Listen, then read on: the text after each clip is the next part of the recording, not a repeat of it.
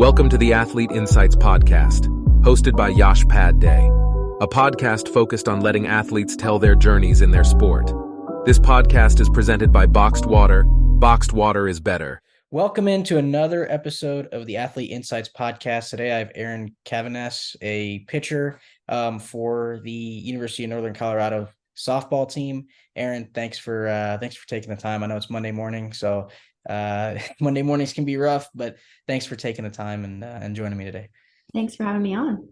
Yeah. So I know you said you kind of have watched previous episodes and previous things of my podcast on YouTube, so you know how this kind of goes, where I talk into like kind of the earlier aspects of your career and move into kind of where you are now. So let's hit it off right away. Just wanted to talk to you about, when do you remember, picking up a softball for the first time? Kind of give me your kind of background of like, what are your earliest memories of softball, kind of how that went? Kind of just growing up watching my two older siblings. I have an older brother and an older sister, and I really got introduced to softball watching my sister play. She had got into it just kind of on the rec side of things. Mm-hmm. As another sport, we were a really active family, so just kind of getting into any sport we could. Yeah. Same thing with me a little bit. I played about every sport that you could imagine, but when I picked up softball, I don't know what it was about it. I just loved it from the beginning. And I actually took up pitching. I've been pitching since I've been playing softball. So I think that's kind of a little interesting, just a little bit, that I've never really played any other position but pitcher. Okay. But I would just say just loving it from the moment I picked it up and not really wanting to do anything else. And you said you've just been a pitcher throughout your career, because it is interesting when I talk with other athletes who at the youth level played multiple positions and then specialized, when they got in their teens. But for you, it's kind of that stagnant one position. Yeah, for the most, I've played a few other positions just to help my team out where I could, but mainly focused on pitching. Gotcha. And then was softball kind of your focus from the get-go? Did you play any other sports? Can you describe that? I had played soccer and basketball and volleyball a little bit. Okay. My parents had not let me play softball until I was a little bit older. I was around like 8 or 9, just because it's a little bit more intense than like a soccer, and it's a little bit more involved. So they had waited to put me in it until I was a little bit older. But once I started playing softball, that's when like the other sports kind of stopped, and I just wanted to play softball. Okay. And what age did you start softball, if I may ask? I don't know if we caught that. Yeah, around 8 or 9. Okay. So is there anything that, like, you remember, any memorable moment you remember from playing youth softball that you like stands out to you? Probably my first couple years pitching, I was not very good, just trying to pitch. There's a couple pictures of me pitching in this like pink little uniform, and it helps me remember just going out there, not very good, and just loving being in the circle and just having terrible form, but still managing to throw strikes, which was kind of impressive. So I would probably just say being not very good at the young age, but then still finding some success. Yeah, that's great. It's great when like you start at the beginning and then you're able to gain that success. Feels good. At that process. So kind of want to jump into your high school career now. We talked kind of about your early youth career. You started softball. We'll jump into your high school career here. And can you talk about your high school experience playing softball at the high school level? Yeah, so I am from Colorado. I went to Holy Family High School down in Broomfield, Colorado. And I guess I experienced a lot of different versions of high school softball. We had just made the transition to 4A versus 3A when I was around a sophomore. So I experienced a little bit of the being really good at 3A since we were pretty much a small school. But then that transitioned into 4A was pretty hard for our team. We were not very good, didn't get a lot of wins. Mhm.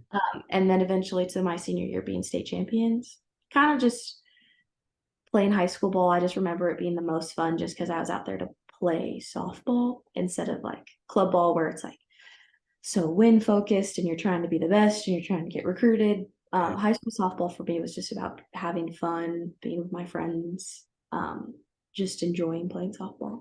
And that's where you kind of find, that's when you find the most success, is when you're having fun and when you're not treating it like work, and it just feels natural and, you know. Absolutely. And Absolutely.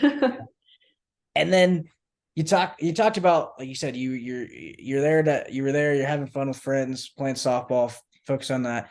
Can you talk about because I'm always intrigued about like the recruiting process that student athletes go through. And so can you talk about your recruiting process and how you ended up here at Northern Colorado? Can you go through that? Yeah.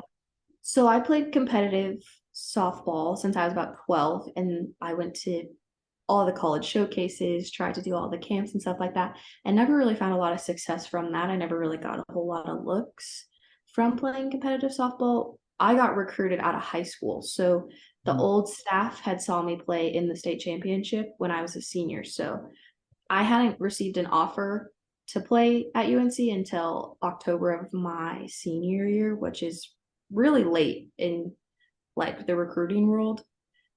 Um, so yeah, I was just playing in the state championship, doing pretty well. And then the old staff had saw me there, and then a couple weeks after state, I got a phone call from them, and they asked me to come on a visit. And then really, this was my only school that offered me, Mhm. so it made my decision a little easier because I just really wanted to play at the college level, and UNC gave me a great opportunity.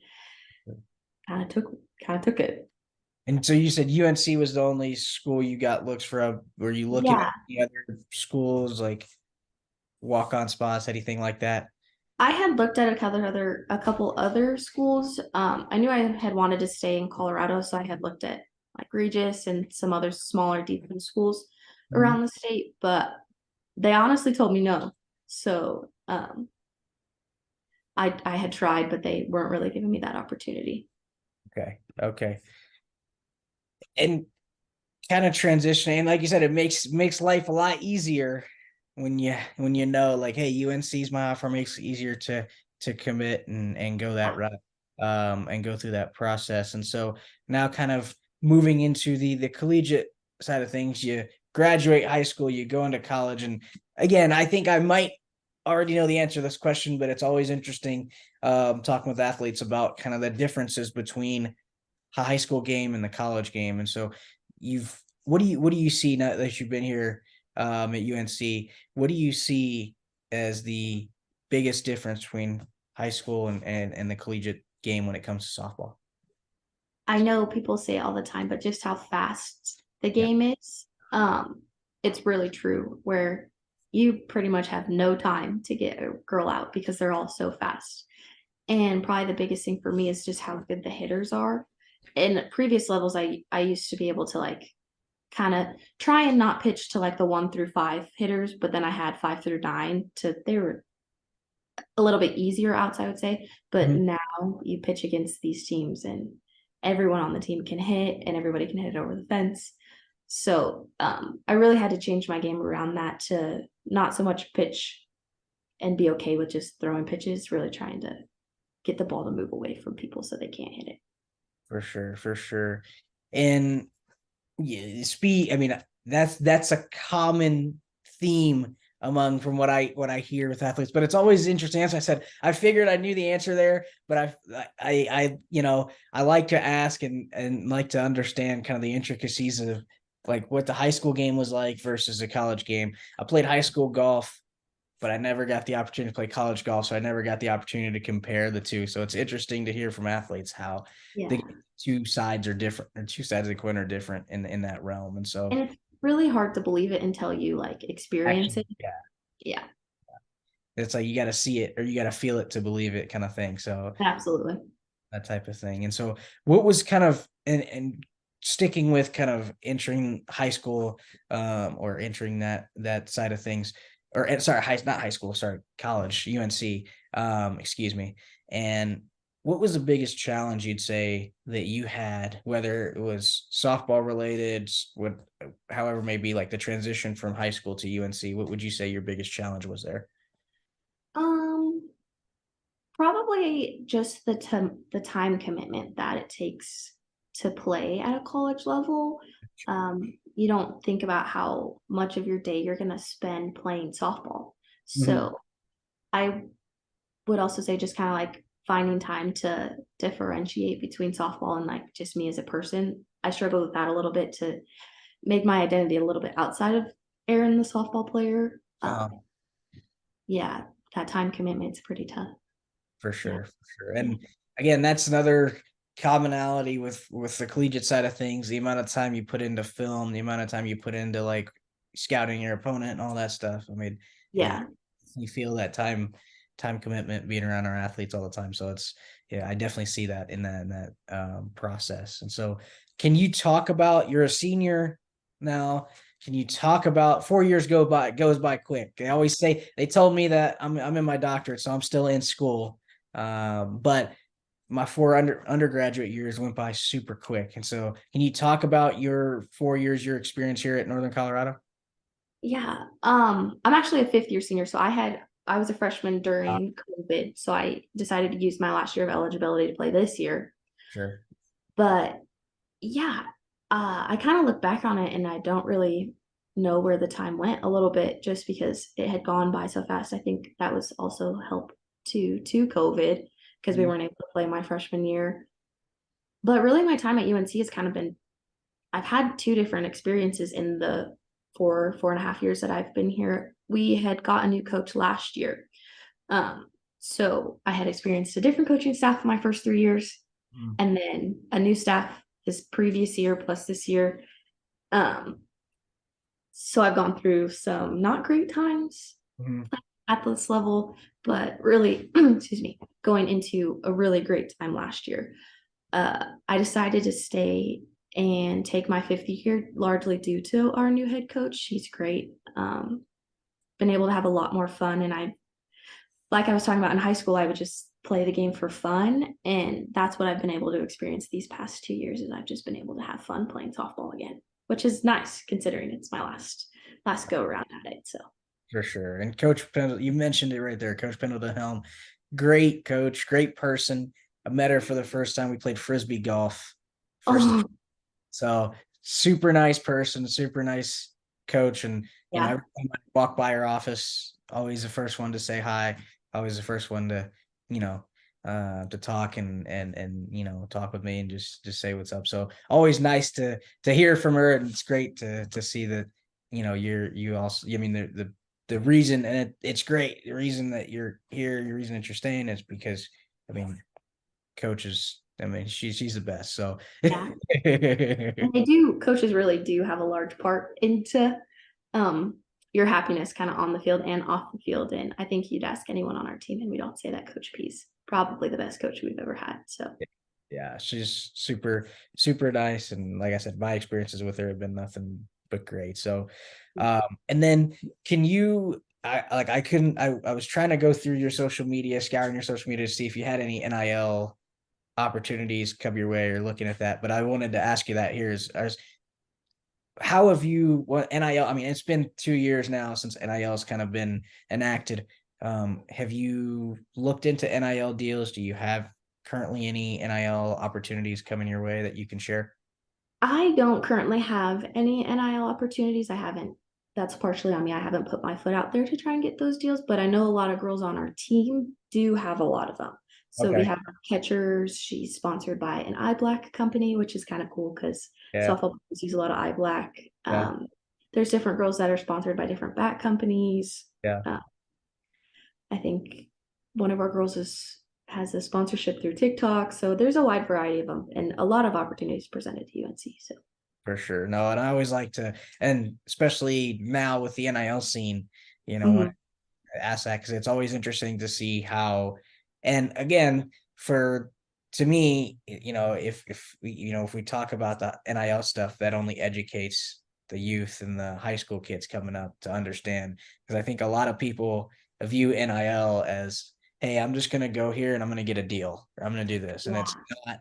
There's more to it than just, hey, I'm gonna go to McDonald's and sign a 2-year, 3-year deal with McDonald's and get free food for however long. Yeah. It's not how that really operates. So it's interesting to hear the NIL side of things from athletes as well. But yeah, but it's great. I like I say that. So, but before I end the episode here, I know you said you've watched a couple of them, so we do a little rapid fire questions. You ready to, if I throw you some rapid fires? Okay. Okay. I'm ready. All right. Favorite food, pregame meal, yeah. Probably a bagel. There you go. Okay. What's on your playlist before a game? All country. Okay. All country. Okay. I'm from Knoxville, so Tennessee is Oh, nice. country. So Yeah. go that way. Favorite ballpark or favorite diamond to play in? Probably my high school field. I love playing there. Okay. Okay. Who's your idol? Who would you say Probably your my mom. mom? Okay. And then what's the best piece of advice that you've received, what, in your career, in your life, whatever it may be, softball, not related, softball, however you want to frame it, you can frame it however you want to frame it, but what's the best piece of advice you've gotten? Probably a piece of advice that I didn't take, but now looking back on it, I should have is find a coach that like really cares about you as a person more than a player. Because at the end of the day, that'll be a lot better for your mental health, and it'll make you happier at the end of the day. For sure. That's a good one. And so I just asked you kind of what's the best piece of advice that you received.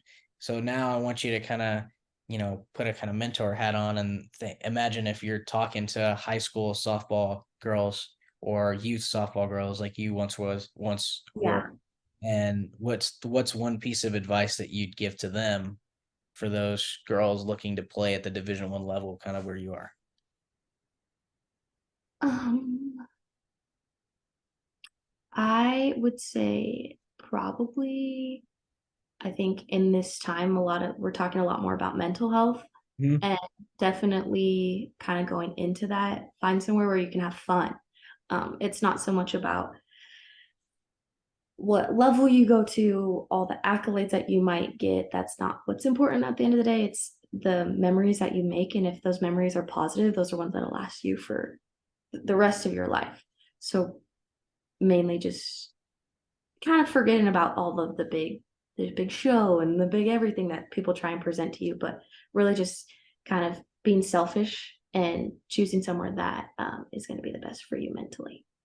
For sure. No, that's great advice. And again, goes back to kind of how you talked about with the coaching side of things, making sure you find a coach you know, that's helpful, that cares about you. And that's key. You got to have somebody that, not just as a player, and accolades only last what, for like they're only Yeah. there however many period of time, but the relationships that you're building really can grow as you grow older, and you grow into old age. But Erin, that's all the time we have for this episode of the Athlete Insights podcast. Thank you for coming on. And I know, like I said, it's Monday, it's the week of Thanksgiving.